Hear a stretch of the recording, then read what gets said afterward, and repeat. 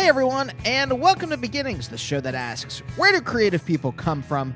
My name is Andy. I'm the host of the show and a writer and performer based in Los Angeles, California. How is everyone doing? Oh, hello, Prembly. My dear sweet cat Prembly just tapped me on the arm because he wanted some scratches. Where was I? Great episode today. This is James Yorkston. If you don't know who James is, let me read you his bio very quickly. Originally, all right, I'm going to say this. I'm going to break into the reading of the bio for just a moment. I just want to pre-apologize if I say the name of the Scottish village, or Scottish, if I say the name of this wrong. Originally from the village of Kingsbarns, Fife, in Scotland, James has been playing music since he was young, and was an integral early member of the Fence Collective, a collaborative group of musicians that included groups like the Beta Band.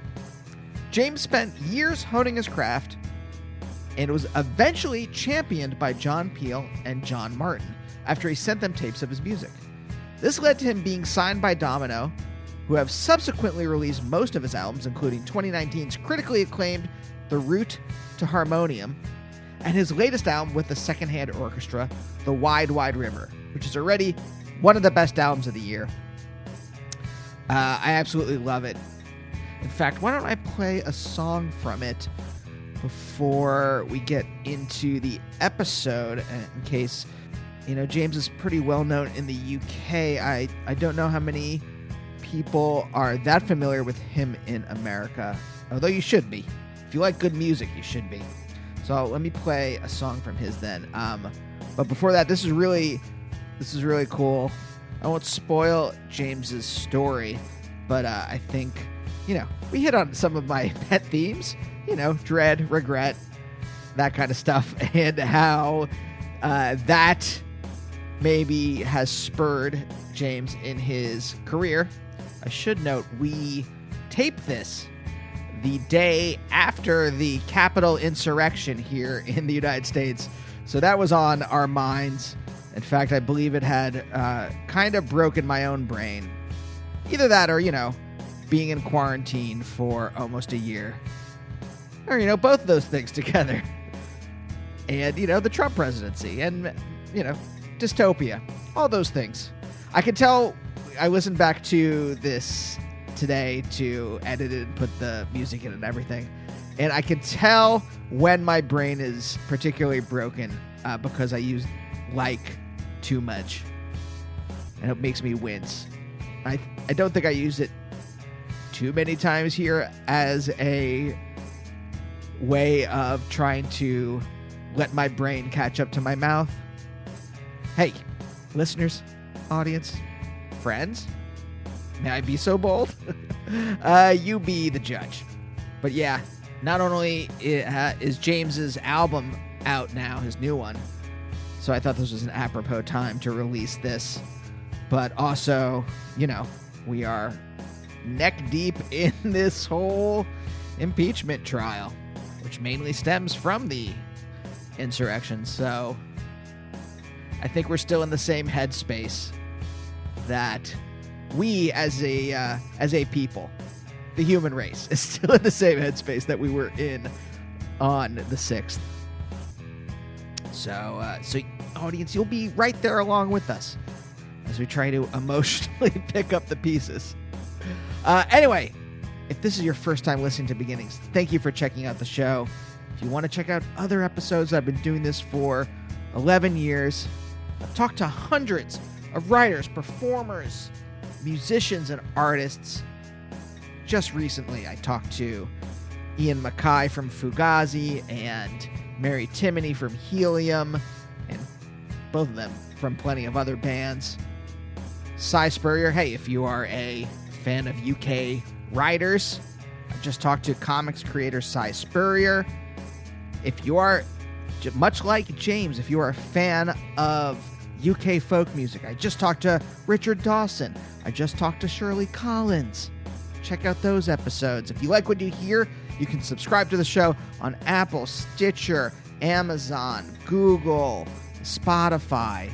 You can find me on social media at Andy Beckerman on both Twitter and Instagram. Twitter if you like stupid jokes. Instagram if you like pictures of animals or Naomi, my wife. And stay tuned. A bunch of great episodes coming up. Speaking of comic books, Chip Zdarsky, wonderful comic book writer who's done everything from Spider-Man and Daredevil to his own book at Image, Sex Criminals. Tobin Sprout from Got It by Voices. Matt Sweeney and Clay Tarver from Chavez. And just today I talked to Jamie Stewart from Shoo Shoo, and that was really, really wonderful. So stay tuned for those. But for now, I'm going to play the first song off of James Yorkston and the Secondhand Orchestra's The Wide, Wide River, which is called Ella Mary Leather. And then my talk with James. Enjoy. Ella Mary Leather, I have spent my life like some classical shepherd. I have not worked, have sat and dozed in the sun and composed. Ella Mary Leather, I regret ya, but only on certain days of the year. Only on certain days of the year. And this is where that beggar he attacked ya. You wanted me to come back here later and piss on his bags, but I put you off by pouring you vodka after vodka and Judas. My sobriety went right out the window. And yours and mine are planned to change still and after. And Ella Mary Leather, do you believe your elders? Do you believe your elders? Do you believe your elders now? At the bakery aisle, we performed a closed-eyes maneuver. Thou shalt not touch, and I wish you well, but it's best not to talk of the old ways. On certain days of the year, we both would struggle to dance anymore. And I bring our memory home, and I write how I write. Oh, Ella Mary Leather, Ella Mary Leather, Ella Mary Leather now. Do you believe your elders? Do you believe your elders? Do you believe your elders now? Ella Mary Leather, I have spent my life like some classical shepherd. I have not worked, I've sat and dozed in the sun and composed. Ella Mary Leather, I regret ya, but only on certain days of the year. Only on certain days of the year. Ella Mary Leather, I regret ya.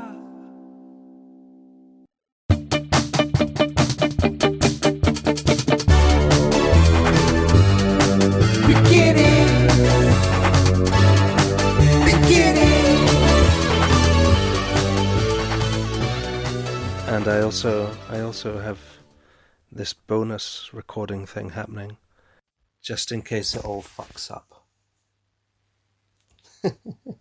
In case it all goes Capitol Hill. That's where I am. That's where I am emotionally.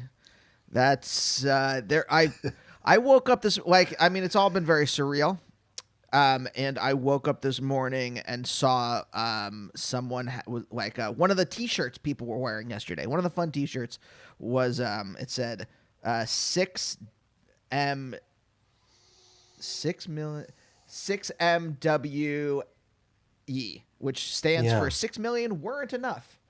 So that's where I've been. So I'm actually kind of, I don't want to talk about politics at all, but I am curious. How does this look? I mean, I know that the UK is also going through something kind of crazy, but how does this all look from your perspective?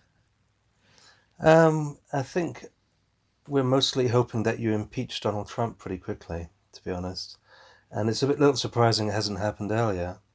But it's not really our business. That's the thing. I mean, I wasn't really amazed he was voted in because he's a very charismatic chap. Mm-hmm. But and also, who was he up against last time? I can't remember who he was up against. Oh, It was Clinton. Yeah. Jings, I mean, it would take somebody rough. I mean, it wasn't exactly a good choice. You know what I mean? No, not at So, all. and I think this one, I would say folk have voted against him rather than for Biden. Yeah. You know, they're just like vote for anyone. I think you could have put a dog up there or something.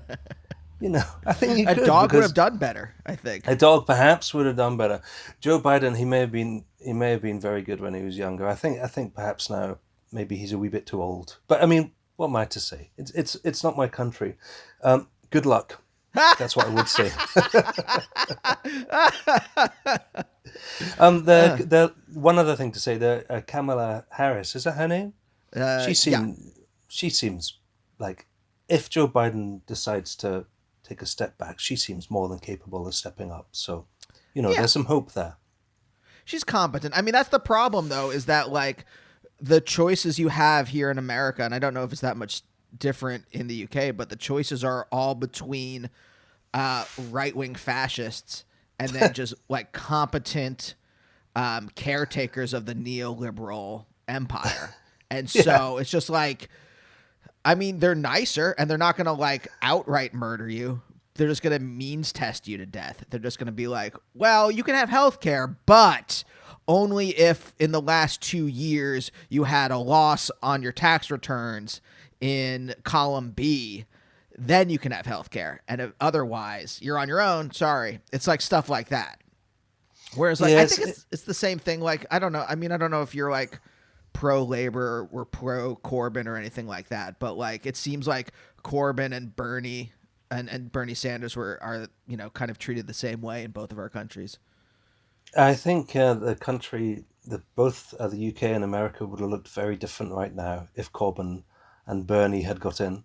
Yeah. But my problem with Labour really is that I'm Scottish, Mm-hmm. and I want an independent Scotland. Mm-hmm. That is part of the EU. So I want Scotland to be within the EU, but as its own country, in the same way that almost every country in the EU is. So Labour, they were a little tricky for me to support because they were. One of the things they were saying up here is vote for the Conservatives if that's going to keep the SNP out. So the SNP are the Nationalist Party, but you don't confuse them with. They're not nasty nationalists. They're not like UKIP. No, completely different. It's very much anyone who lives here, really. It's just people of Scotland. So that's where I'm from. So it's slightly complicated here. Obviously, I would have Labour over the Conservatives, but really, I want Scotland to be independent. Yeah. Did you grow up with that kind of sentiment? It's interesting that, like, I think about like after at least the way that we're taught about the UK here, right? Like, is like after Ireland and after there was the peace accords, right, in the like late 90s, everything was fine. Everyone was okay. Scotland and Wales and everyone was just like, all right, we're good now. But like, what's the reality? Like when you were growing up, did you grow up with that kind of like, we want to be a sovereign Scotland? Not personally. I grew up in a place called the East Neck of Fife, and we didn't really have politics in the family at all. And I've got 6 siblings, and I doubt any of them. well, I doubt any of them really care about if Scotland's independent, but I doubt any of them are as pro-independence as I am. But it's just one of those things. I'm not a particularly political person, but when I moved to Edinburgh, I began to notice things. And I guess it was more in my face there. The thing is, when you're living in a small farming village, which is what I was doing, I wasn't really paying much attention to what the politicians were doing or saying, you know. I was just listening to music and doing all those things that young teenagers do, you know, all those naughty and nice things.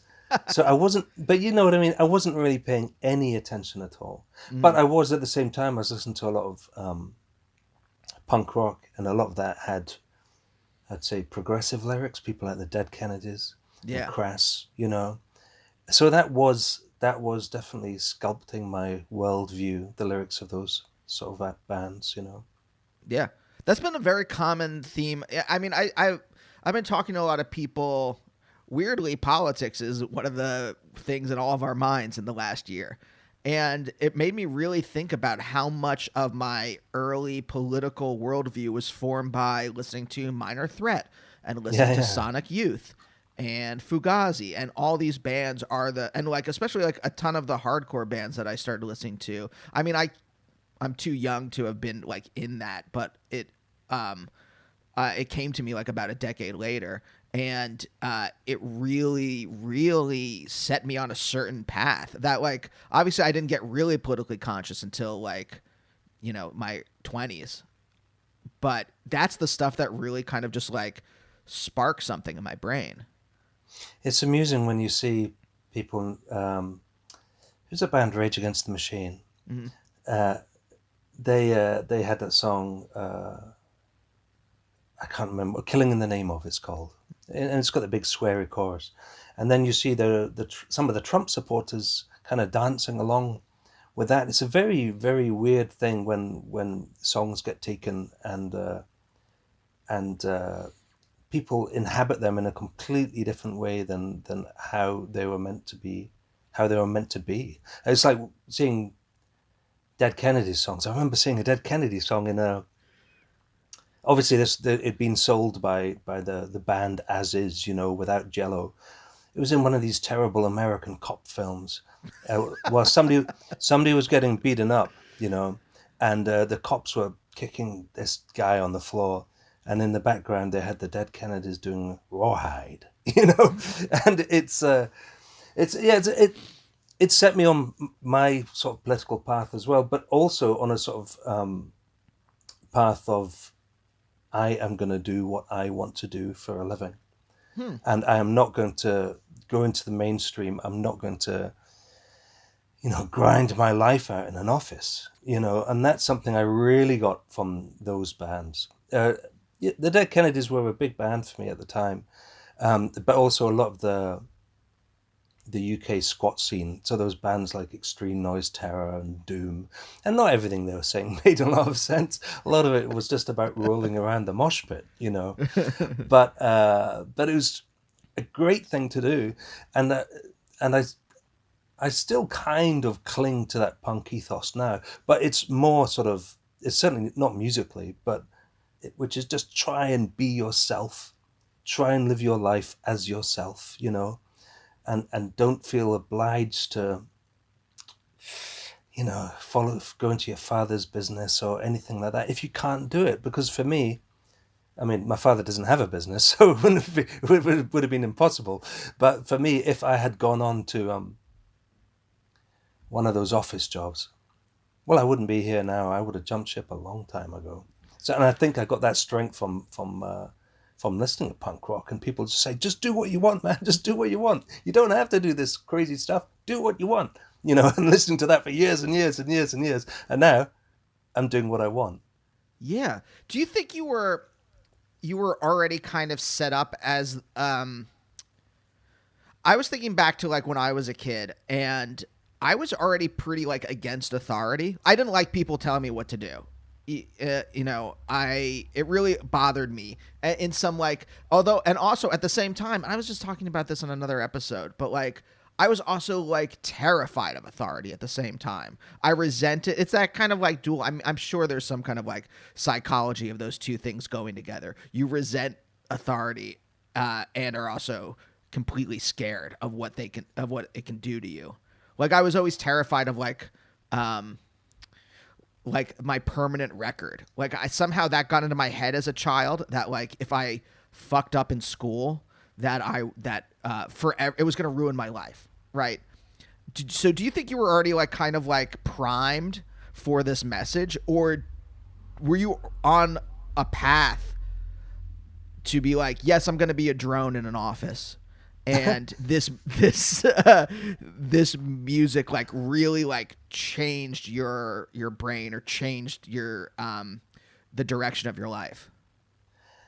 I don't know. I mean, and also I have to say, there's worse things than being a drone in the office. If you can Sure. handle that, if you Sure. can handle that, and if you can just live for the weekend, and you know, and you're supporting your family, and you bring them up, or you're saving for your holidays or whatever, if you can handle that, then I think why not? You know, Yes. it's just for some of us can't handle it at all. I don't know. I can't really think back to that point. You know, I just remember kind of fading into music. I left school and I moved to Edinburgh to study something stupid, and I got kicked out. I got kicked out for something stupid, and then my friend started a band, and I was like, "Oh, I'll be in a band with you." So I started playing bass with him in his band, and it just. But I remember in my early 20s, we weren't really doing anything at all. I remember working in bookshops and clothes shops, but there was no sort of plan for the future. Um, I guess there may have been a path if I had found a course in, if I had found a university course that I liked, that somehow I could have gone for, then maybe that would have changed my path. But really, there's only ever been music. That's Mm. been the main thing. You know, I like architecture. That's great. I love going out and watching birds. That's great. I love, like today, me and my son went on a 3 hour walk through a local forest. It's amazing. You know, we got covered in mud and covered in ice, and had my binoculars with me in case we saw anything. We saw nothing, but it was a great fun walk, and I'd love to be like a some kind of naturalist or something, Mhm. but not enough. It's always been about music. Yeah. But I've never. My cousins used to say how lucky I was that I've always had that, and that perhaps they didn't have it. You know, perhaps now that's why they're doing much better than me financially. Yeah, I mean, do you remember like the earliest? I mean, it doesn't have to be a moment, you know, but like, do you remember like one of the earliest times where like you really started to focus on music, where it started to become like an Ide fix in your brain, where it's like an obsession for you? um, Me and my next door neighbor, a guy called Vic Galloway, or Mike Galloway as he was then, his father was very into early rock and roll, and also into violin music, but I couldn't really say who it was, what sort of violin music it was. So when we were very young, we used to dance around his lawn listening to the little cassette player. And then when we were 8 or 9, or maybe 7 or 8 or 9, he got a banjo, and we started writing songs about the village and about the people in the village, and we'd make them onto cassettes, and we'd scratch onto the cassette the cows, ba ba ba. That was the name of the album, ba ba ba, by the Cows. But you know, we were very young, but it's just one of my brothers got into ornithology. One of my brothers got into sports and things like that. One of my sisters got into healthcare. We all just kind of went down our own paths, and music was just always the thing. But I can't. There wasn't a moment. I remember my eldest brother, who lives in Florida, saying, "Oh, my friend's got a guitar. He can lend you a guitar." And I was like, from then on, I was, hey, have you got Neville? Have you got Neville's guitar? Can I get Neville's guitar? Neville's guitar, and really ragging him until Neville gave me his guitar. You know, so it must have been a big thing. But for me, it's always been an obvious thing. It's like I've been vegan for 30 years now, Hmm. And when I was about 8 or 9, I started giving up meat and eggs and all this sort of stuff until I left home, and then I became fully vegan. And again, for me, it's just been the obvious thing. There's been no, it hasn't been hard at all, except for sometimes when I'm on the road and I have to find food to eat. But it hasn't been a hard thing to do because it's felt like a very natural thing to do. And that's exactly the same with music. It's just felt like a very natural thing to do. Huh. I mean, especially I've been vegetarian for like 15 years now, and it was actually kind of not a struggle, but like it was a slow process of Hmm. like I remember like in the same kind of in the similar way I gave up like beef. I don't know, 20 some odd years ago. Yeah, it was just like, why am I eating this? It like and then it was just a slow kind of like opening up of I guess my moral universe in some way, or like extending my moral understanding to more than just humans, and just like, oh well, no, I have to like treat animals in the same way that I treat humans, right? If I really believe like the kind of moral things I believe. um but I was already in my that was like in my like late teens, early 20s. So I'm kind of just curious, like if like what was it about like when you were 8 or 9 that you started to think through these things? I have no idea. And I have to say, if you've thought about this morally, then it's been a lot of a harder journey for you than it was for me. Because, I haven't thought about it morally at all. It's just like, I'm not eating that. It's just like a completely instinctive thing. So there's nothing that I miss. I mean, that's the question I get the most is, don't you find it hard? And it's not hard at all. It would be hard if all of a sudden, for example, I have friends who have become vegan for moral reasons, the same as you, and especially women. They find it very hard for the lack of iron, Mm-hmm. and they've had to go back to eating fish and things like that. And that I would find hard. If I went to the doctors now and said, "Oh, whatever's up," and he said, "Oh yeah, you need to start eating beef." I mean, Jesus, I can't imagine that would be an awful, awful thing if all of a sudden I had to eat a piece of a cow or something. It's just always felt completely the wrong thing to do. In the same way that music has always felt completely the right thing to do. Ha! That's so interesting. I mean, I've been thinking, I don't know why in the last year I've been thinking about post-apocalyptic scenarios here in the US. Just must be something in the air. But I've been imagining them, and I'm just like, oh, what if I was forced to? What if I had to eat meat again? It would be a real like I would obviously, I don't know. It's such a struggle. Like, what if it was like a life or death situation? It's like eat this canned pork or you die. I mean, I guess I would do it, but it's like it feels, I guess, in the same way, like I don't know what I would do if like I had a plane crash in the Andes and I had to eat one of the other passengers or something. It feels like that to me. Yeah, I mean, we're very lucky. Although obviously in America you're just about to have a civil war, so you'll soon be in that position where you have to eat your neighbor. But my generation, I think I'm maybe 10 years older than you, so I can almost say our generation. Maybe I'm more than that. Actually, I have no idea how old you are. I moisturize, so You moisturize, okay. Well, you look about 23, so you're less than half my age. Now, we've been very lucky, or I've been very lucky that we haven't been called up to war. In the UK, there was conscription for a long time where you get called up, and around where I live, there's lots of old statues and memorials to people who were called up from the villages and taken away and killed, either in France or Germany or wherever in the First, Second World War. We don't have to do that, so that's another reason why it's essential that the people who don't have to do that, we do get on with something in our lives that we consider worthwhile, and for me that is music. I think it would be an absolute, because in those trenches, the guys who were killed over there, There was nurses and doctors, and these were all young lads, and Yeah. fishermen. But there was also people who would have done music there or literature. And Yeah. the refugees that you see in Europe at the moment and all around the world, the refugees who sink in their boats, and there's nurses in those boats, there's teachers, there's mums and dads, there's cleaners, but there's also musicians.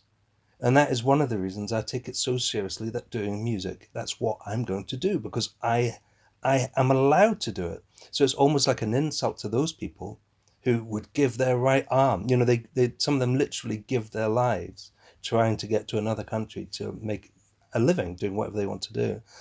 So I don't really worry about but if you were starving, would you eat your grandmother? Because if you did, you're not a real vegan, man. You can't call yourself a vegan. You would eat your grandmother. I don't. That's my American accent, by the way. I don't really worry about that stuff. My only note is you have to, if you're gonna portray an American, you have to make it even dumber than that. Even dumber. Okay, Yeah. right. I'll try. That can't be true. I grew up in a small.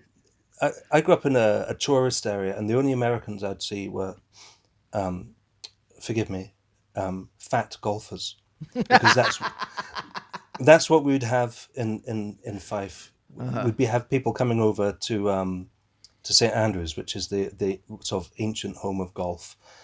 So the tourists that we'd see were always the rich people. They're always people who had got to the top of the tree and made the trip over from Japan or Germany or America. And all the Americans ones were pretty obnoxious and unpleasant. When I started working as a musician, the first time I came over to America, I was expecting it to be hellish. I was expecting it just to be lots of massive people being extremely rude to me. But it wasn't like that at all. It was almost the opposite. It was loads of young, interesting folk who were being polite and normal, Oh, yeah. Yeah. So but I mean, that was just, I worked in hotels, I worked at golf courses, that sort of stuff. And the people you meet, they really kind of, they put a face on something. So I know if you're going to be an American, if you're going to do American voice, do it dumber. I know you were joking about that, but certainly years ago, 20 years ago, I probably would have believed you. Yeah, no, it's those are the worst of us. But it's Oh, interesting. there's those people in every country. There's those people, Oh, I mean, human beings we're the same everywhere. One thing I've learned from touring is there's nice people and nasty people every single country, every single airport, every single room. Nationality's got very little to do with it, I have found. Yeah, I just think there's a particularly repugnant strain of it here in America. Well, maybe at the moment you've got a president who's allowing that to come out. Last night when they stormed the Capitol, he was there just like an hour beforehand saying, "I'm never gonna submit," or whatever he said. And I know he's partly Scottish, so I apologise for that. But when there's somebody at the top who's encouraging that kind of behavior, Yeah. of course it's going to come out. I don't think America's any worse than anywhere else. I just think at the moment you've got a guy at the top who's allowing that to come out. Yeah. But I mean, It's like people who... Sorry, I was going to say it's like people who say that the Germans were Britain couldn't have been turned in the same way that Germany was turned, and Hitler would have been told where to go in the UK. I don't think that's true at all. If the Germans had won the First World War and the UK was under the complete yoke of making the repayments back to the rest of Europe, and someone with as charismatic as Hitler had come along, the UK would have fallen into Nazi fascism exactly the same way that parts of the US are now. I don't think it's any different. I don't think people are cleverer or dumber. Yeah, I mean, you're right. I really have fallen into a kind of cynical moment, and it's really a struggle. And I've been in quarantine. My wife and I, don't leave the apartment that much for today's day 300 actually. So, Wow. it's a struggle every day not to fall into cynicism, and sometimes I lose the struggle. But it's, because of, what's been going on over the last, really 12 years since the financial crash in 2008, but like last 4 or so, when I talk to people on the show, I've been talking a lot about like, where do your morals and where do your ethics come from? Because I think there's a very strong link between your ethical beliefs and your aesthetic beliefs. I think they come from some of the same impulses, or I think the origins are similar sometimes. And the way that you talk about like, music, it does really feel like there was like an ethical force. Like, I need to do this, right? Like it was a duty in some way for you. Yeah, I do feel a little bit that is a duty, but it's funny, the ethics thing. I was brought up Roman Catholic, in a very strict household. So, we went to all the masses, all the holidays of obligation. I was an altar boy, all that sort of stuff, confirmation, all that gunk, And the basic thing of Catholicism, when it comes down to the Ten Commandments, is pretty cool, really. It basically comes down to one thing, which is treat other people the way you'd like to be treated. Mm-hmm. So I've always had that. But then when I started realizing, one of the things we were taught as Catholics, which is madness, is that everyone else is going to hell. Okay, so now that is a completely different side of the coin from treat everyone else the way you want to be treated. Oh, and everyone else is going to hell. So you start off in a primary school where you're taught by nuns, and you're the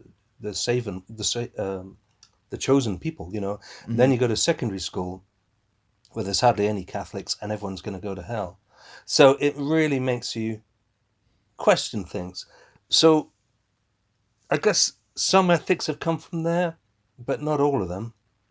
I'm pretty down on organized religion in general. And I certainly wouldn't call myself Catholic now. But you think it's set up?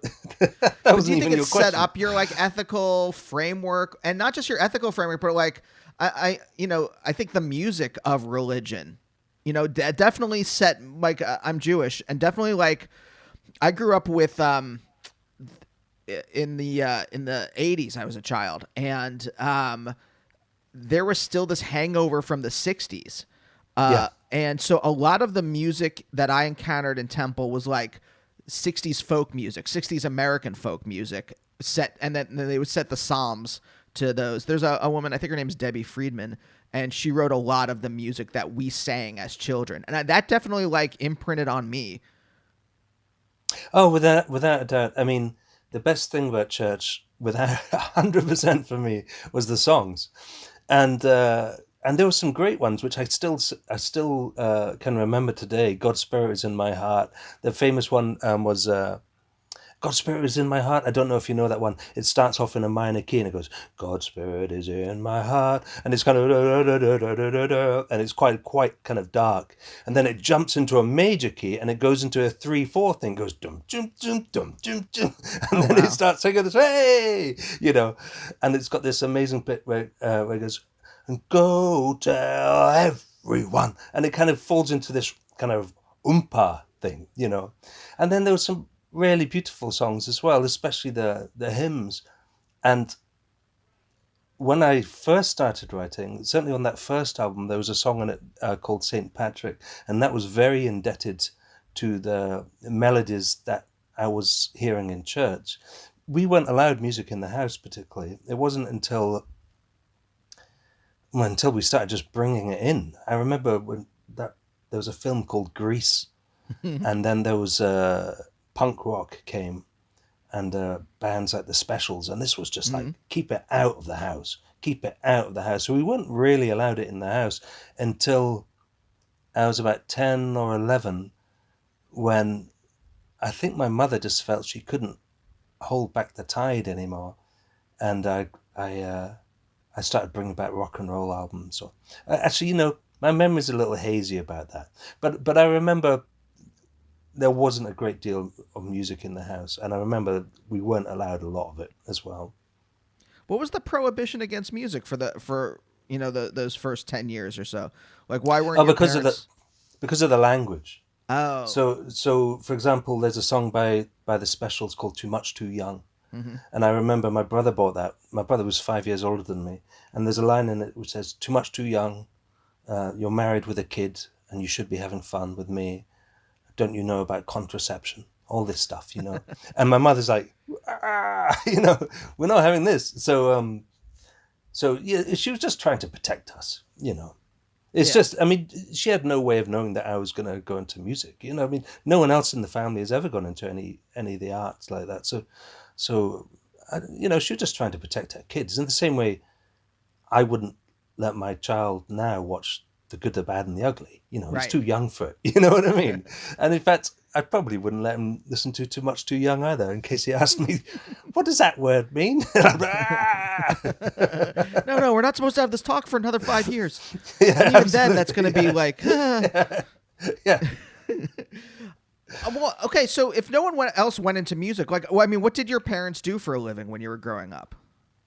Well, my mother looked after us because there were seven of us, and my father worked in a small firm in the local town, and he was an agricultural accountant. So he's one of the guys who looks after.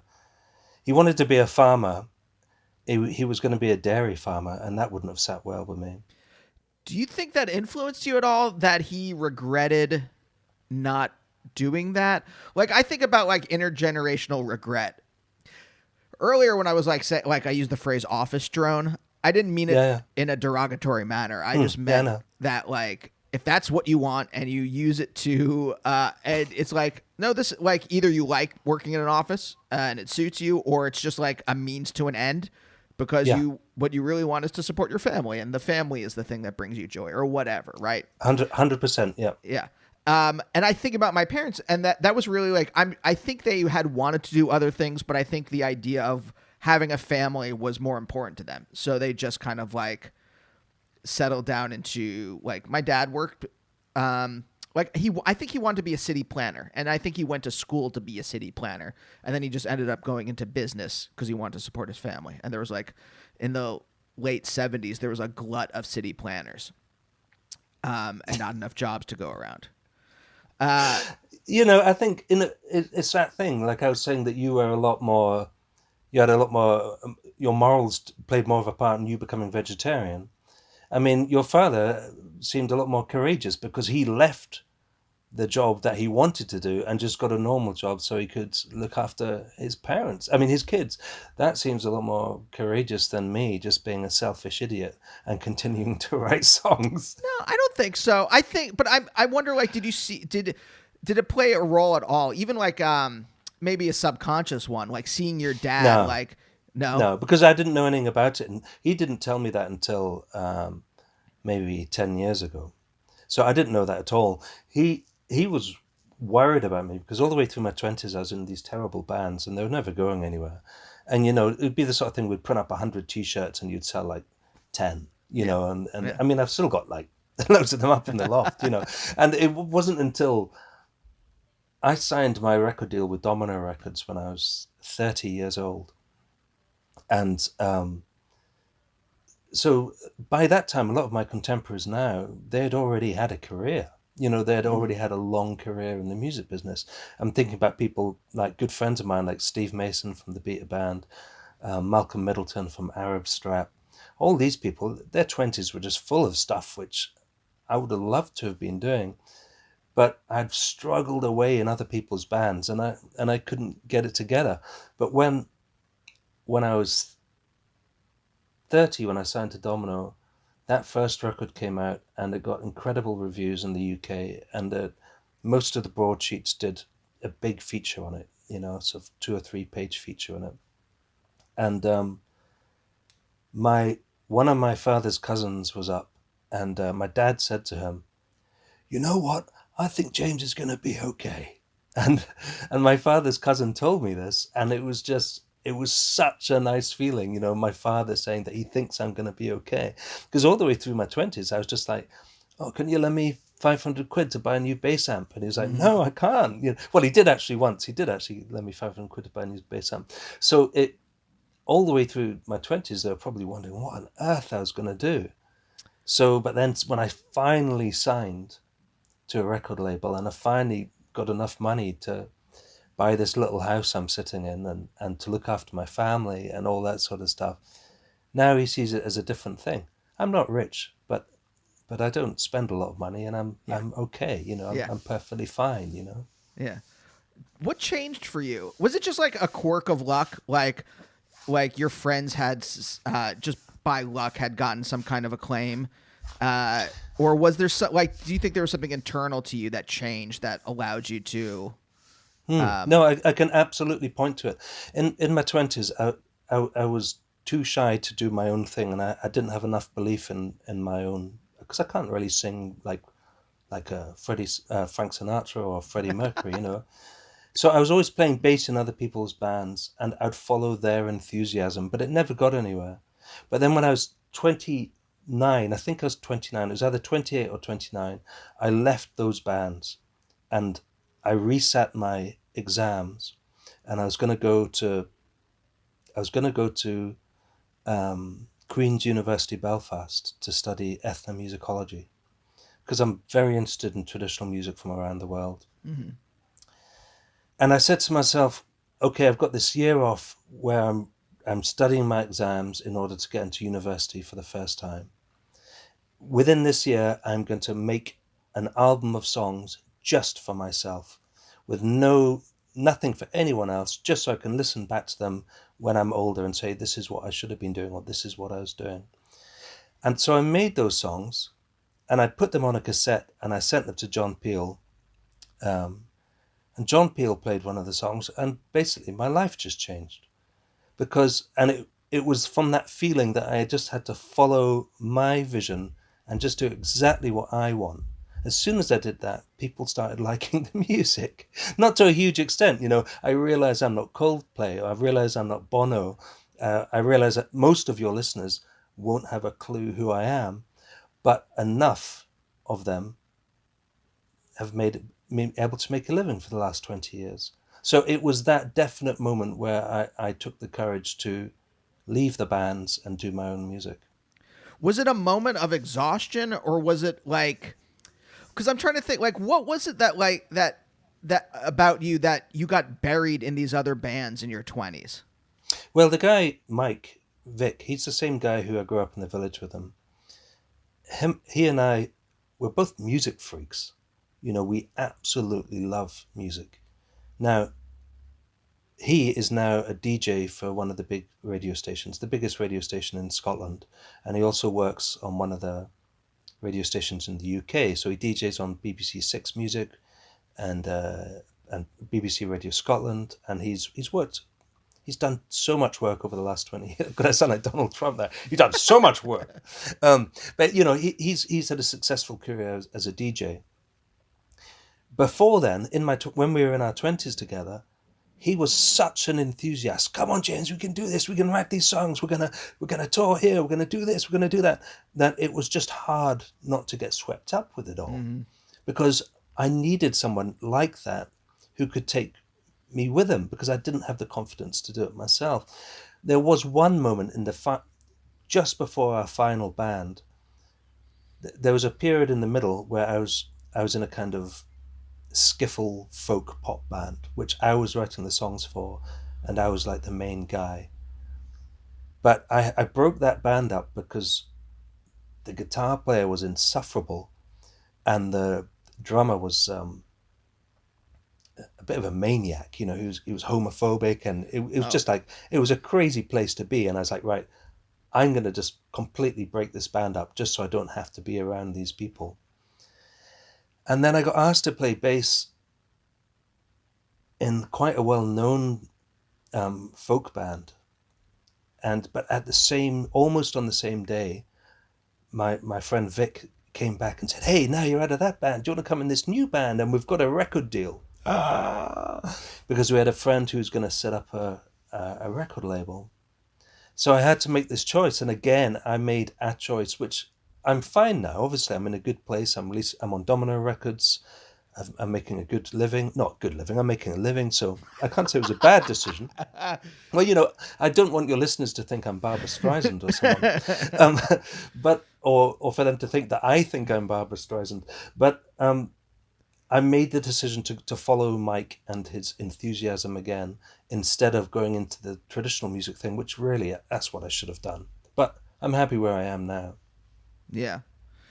Is it like, because it's really resonating with me. Like I'm the kind of person who, at least until I got into therapy like 7 years ago, I didn't have good boundaries between me. I mean, it's still a work in progress, but like between me and other people's energy. And I could easily be overtaken. I didn't have enough of my own confidence, and I could easily be overtaken, or I needed other people's energy to propel me.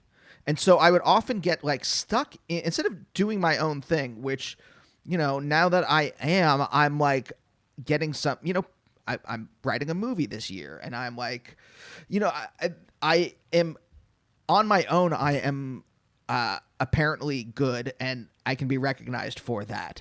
But like for so long, it was this combination of like insecurity and this inability to keep other people's energy out of my own body. And so I would constantly be like working with other people and what's the word I'm looking for? Subsuming. Let's go with that. My own ego to their egos and to their wants, and just pushing myself down into, and then also struggling. It was like such a weird dynamic. And then I would like resent them for that, even though they weren't doing it. That was all my own stuff. And it was this weird dynamic. And that's why this is really resonating with me, because I'm like, because like I can see the same similar dynamics in my own thing until I finally had it was actually like, that's why I asked that, was it exhaustion for you? Because it was exhaustion for me. I was sick of like doing these things that other people wanted me to do, or like being, and this goes back to this authority thing from the beginning. Like I was sick of, for my entire life, just like doing what other people thought I should do as opposed to what I wanted to do. Yeah, I mean, this was me giving up, basically. I gave up music at the age of 29. All the way through my 20s, that was going to be the thing, I never went on holiday except for down to Ireland, but I never went to Europe, because I always thought, oh well, when we're musicians, we're going to be touring the world, that's gonna come, but it just never came. So for me, it wasn't exhaustion; it was giving up, and it's a similar thing now, in that it was giving up then got me a deal and all that sort of stuff. But now to take that deal seriously, because I'm aware I could sit down and write pop songs. I'm aware that I could be that guy and I could write some choruses. Hey, and let's get this guy to produce it. Let's get this famous guy from over there. Yeah, we're going to be, king of the hill. But I'm trying to take it seriously enough to allow myself to do whatever I want without thinking about. So I'm just trying to think completely from an artistic point of view. I've steered off the subject somehow, but I've got a friend, a dear, dear friend, who was exactly the same as you, and perhaps me. Perhaps I didn't realize this until just talking to you now. Perhaps that's what it was. I needed someone else to help me over the line. I've got a dear friend who was in exactly the same position. For the first, from the age of 20 till about the age of 35, he couldn't do anything by himself, and he just sat in his house getting stoned. And now he got a job, he got given a job by someone else because he couldn't get the job himself, and now he's doing really well. Now he's finally got the confidence, and he's over that hill, and he can see that in actual fact he didn't, although he needed a hand to get over the hill, but now he's there. He's perfectly capable of walking by himself. It seems like you had, at the very least, a nugget of confidence from an early age. I'll tell you what it was. I hated the songs that Mike was writing. And he hated the songs I was writing, So it was just, we're fighting each other, We both wanted the same goal, We both wanted to be in a sort of a successful band, but there was so much frustration that none of it was going together. I don't know. I guess there was some kind of confidence but it was more a sort of dread of if I didn't do it. It was more a dread of regret. What are my regrets going to be if I don't do this? Yeah. You know, there was one, when I was young, I got, uh, uh, before I signed to Domino, I was touring with it. I sent off a cassette to a guy called John Martin, and I ended up getting, I think it was like 30 dates with him over the UK and Ireland. And he was kind of very respected figure in the folk scene and the folk rock scene. And I was terrified. I'd only done one solo gig before, and that was with a guy called Bert Jansch. And that Mhm. was that was good, and he was very encouraging and stuff. But from then, my first two gigs were in a place called the Jazz Cafe in London. And there was about, I can't remember how many people in, there was about 700 people or something. You know, they were sold out, so whatever the capacity that was back in 2001. And I remember going on stage and it being awful. But then when we got to Manchester, I had a full-blown panic attack on stage, to the extent that I had to leave the stage. You know, I did like one more song and then I left the stage, and nobody noticed. You know, it's only the support guy. And what it was, I was playing a song in D and I had the wrong harmonica on. So I started singing and it was going okay. Then I'd play the harmonica and it just went, ah, oh, ah, oh. It just sounded like the worst thing ever. But I remember coming off stage and just thinking, that's it. That's my one chance in life. And I'm not going to be able to do music for a living, because I'd had this crazy panic attack on stage, and it just completely floored me. Like it, I'm not using the term panic attack in a sort of minor way, you know, in the way people use it. Oh yeah, man, I had a panic attack in the grocery aisle when there weren't bananas. Man, I didn't know what to do. I ended up buying apples. You know, it wasn't that. It was like a major psychological thing. I was off stage, I was crying, and I was in a terrible state.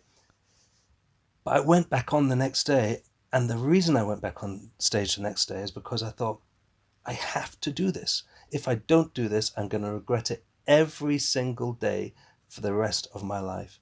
And I think that has been what's driven me more than confidence. It's just a fear of horrible regret. And I'm glad, you know, looking back on the me from 25 years ago, I'm glad that I had that push to get through, that push to do my own thing, because, well, I don't know where I'd be working now, but I'd probably be working in an office, which nothing wrong with that, but I wouldn't be particularly happy. Do you know why you had such a powerful parenthetical to that? I think that one of the things that drives me personally is that fear of regret, as a fear of ending up in a place that for the rest of my life is just like existentially dismal. Yeah. And I don't personally know. I've never really kind of interrogated it within myself where it comes from, but end parenthesis. Do you know in you like why it was such a powerful feeling? Do you know like where it comes from for you? I don't, but I do know that music has always been, people talk about the flow state, Yeah. where you get into a state where you're only concentrating on one thing and the sort of troubles go away and you're in this kind of amazing place. Music for me has always been the best shortcut to the flow state.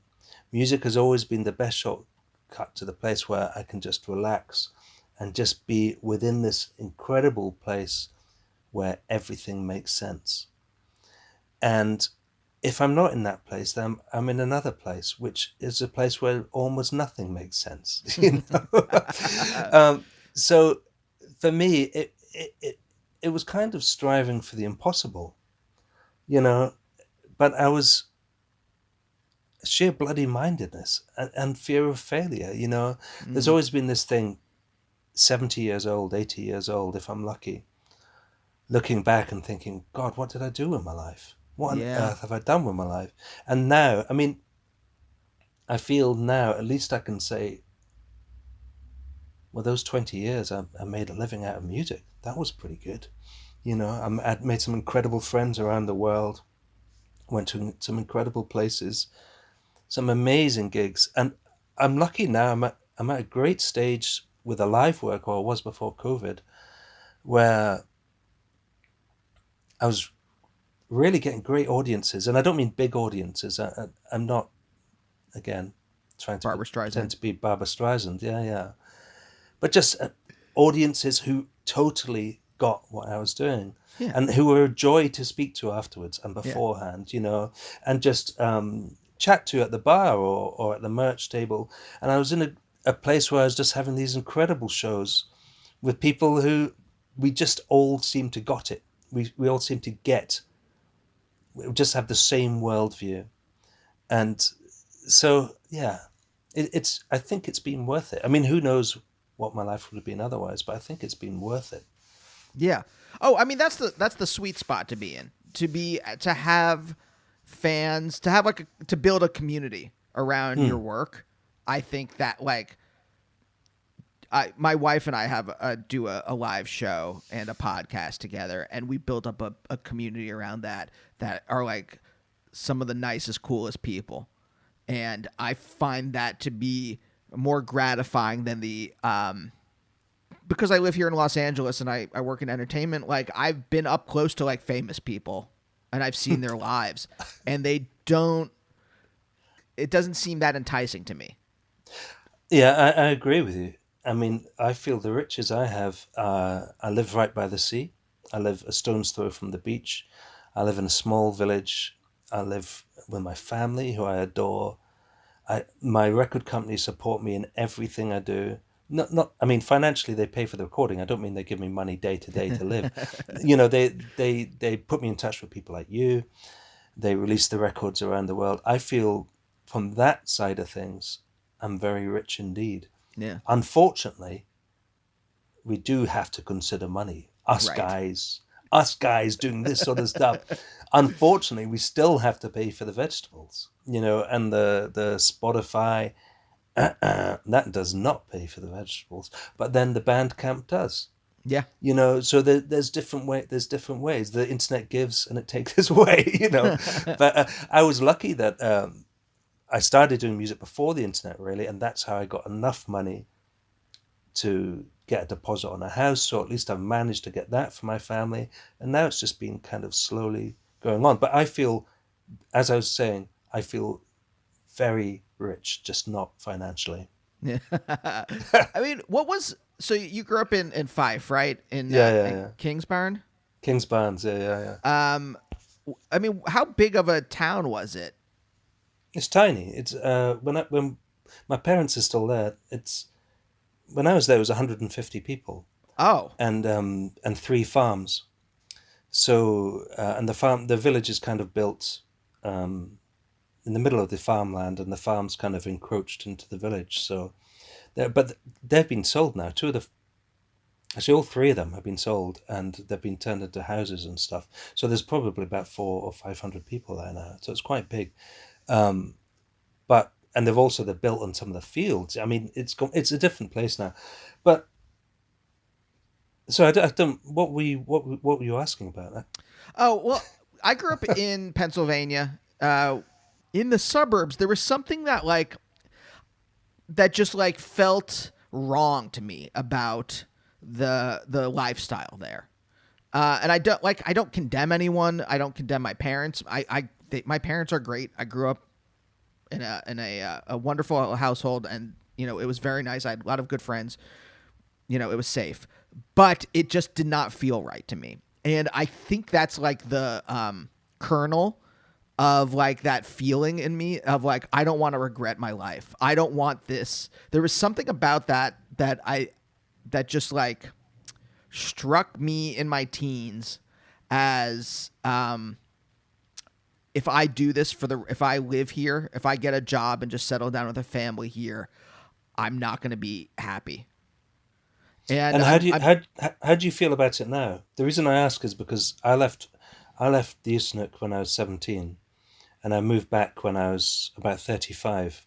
Because I remember that when I'd been living in the city for 17 years, which was more than I'd been living at home, and, then I started freaking out. I was like, oh no, I've turned into one of these city guys. And then I moved back to the area. So would you consider moving back now to the suburbs? Do you live in the center of Los Angeles now?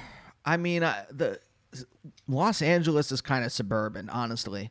Like, there's a small downtown area, but it's not very built up. And it really, I mean, I don't like Los Angeles. I'm here because this is where the work is. And, Right. Okay. my wife is a stand-up and an actor, and this is Right. where the jobs are. I'm a writer, this is also, where most of the podcasting happens. So if we had the ability to live wherever we wanted, we'd be back in New York in a second. Right. Okay. Everything. It sounds to me that everything you could do in New York. I do podcasts here, just along in one of the local farms, or at least I used to until COVID. Now we do it over the internet. Yeah. And I wrote. I got paid a nice amount of money to write a film script. What are they called? Screenplay. Yeah. Last year, and I did it here, in the village, so you don't have to be in Los Angeles, I mean, but Well, I don't want to tell you to move. it's more of like kind of like the weird structures of the business are that like you're not considered for stuff for whatever reason unless you live here. Right. Okay. They just like even though if I lived in New York, I could just hop on a plane. I mean, not now in COVID, but obviously like in the before times, you know, you could hop on a plane and get here within 6 hours, right? It's still like they just don't, for whatever reason. It used to be the same in the UK, and it probably still is with the music business in London. Everything went around London. Certainly when I was in my teens and in my 20s, London was the hub. So you had to go there, go and make your, like, do you know the way to San Jose? It was that sort of thing. And that's where all the music business was. And there was nothing in Edinburgh, nothing at all. In Glasgow, there was a load of great little labels and things like that. But where we were, there was nothing at all. So I understand. Maybe I'm just being lucky enough that I've managed to make something which I've been able to move away back to where I want to live. I think maybe that might be it. It's that you had you already had a kind of like foundation, and so you were able to, I mean, we've always said if my wife, I mean, it won't happen to me, but if my wife becomes famous enough, we'll move back to New York because then once you go past. I dream of that as well. I dream of that, not of your wife becoming famous enough, but I dream of my wife selling enough work, that I can retire, and go, hey, I don't have to do anything anymore, that'd be wonderful, But like, so I was trying to think. I'm like, was there something about like where you grew up that was like, I'm not condemning my parents, but I don't want to turn out like this, right? That was that seed of regret for you. No, I mean, it was just about music. Getting out of the village, moving to the city was mainly about seeing bands. We'd only seen, I think, I went to see The Damned. Do you know the British punk band, The Damned? Yeah. I went to see them when I was 15. And then I remember going to see Alien Sex Fiend a year or two after that. And then I think the final band I saw... Oh no, we saw those like maybe two we saw in St Andrews. I remember we went to see Hawkwind in St Andrews, but there was no bands at all. I mean, the fact I'm bringing up Hawkwind, who I'm not really a fan of, but it was a great fun evening. There was nothing to do, so that's the main reason I left the area, is because I was so into music. And then when I landed in Edinburgh, I just went to see anything I could afford to do. At one point, I invented a magazine so I could get into shows for free to write reviews, and it worked for a few months, And I was like, no, they're like, no, man, that magazine doesn't exist. I was like, oh, okay, yeah, fair dues. I thought you were like, I started a zine so that I could do this. You literally just made up the zine and didn't even ever write the stuff. Well, no, not quite that. that was the shorthand of it. What actually happened was my friend had a fanzine that did exist, but he was stopping it. I think this is about right. This is maybe 30 years ago. So if I'm not quite right on the facts. So I said, can I say to these people that I am writing for this magazine? And he said, yeah, totally, go for it. So I said, yeah, I'm writing for Thingamajig. And I got him to see, just various bands and stuff. But then there was as much of it was me and my pals would break in. We'd find out if there was a venue called Portero, and we knew how to get in the back door. So we'd wait until the band had sound checked. Then when they came out, we'd just sneak in, and we did things like that. We went to as much stuff as we could possibly see, and we paid to get into a lot as well. But had not much money, so obviously sneak in as well. How does music function in Edinburgh? I mean, I'm just trying, like, in my mind, and please correct me because I know this is probably wrong, but I'm like, in my mind, everything kind of like centers around the Fringe. Yeah, but it kind of does and it doesn't, because there's the rest of the year as well, and the rest of the year is when the students are there. So the students are there from August till June, and then the Fringe is there from July and August or whatever. You know what I mean? I can't remember what it is. So there's always this new generation of young students coming in, and that brings in the bands on tour. So the Fringe is incredible, but it's not particularly live music incredible, because there is so much stuff going on. You're more likely to see comedians or plays or opera or that sort of thing. It's not a rock and roll thing. It's not like the one that you have in Texas. What's the one in Texas? South by Southwest. It's absolutely everything, and there's music within that absolutely everything.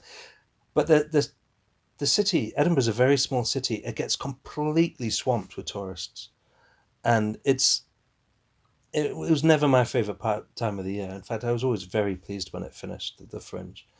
But I saw some great bands there as well. And in fact, one of my bands, Yorkston Thalcan, we played at the actual festival, the official festival, I think 3 years ago. And it was great fun, an amazing venue, treated very well, paid well, all that sort of stuff.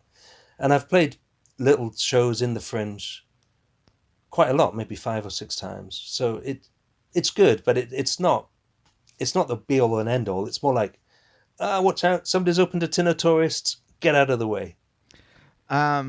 James, it looks like we're at the end of the show. Do you think we got everything? Do you think we hit upon the emotional and psychological motivations? Do you think we got there? Yeah, I think so. I never pay. I try and approach all these interviews, all these podcasts with just a completely open mind. I had no idea what we were going to be talking about at all. I mean, you could have been asking me about my 10 favorite rock and roll songs. So yeah, we've gone quite deep into some areas, but it's been a pleasant chat. I've been quite happy to talk to you. Yeah, Thank you for taking the time. This has been great. I really love your music, and thank you. I was really glad to talk to you. So well, thanks, man. So thanks for doing this.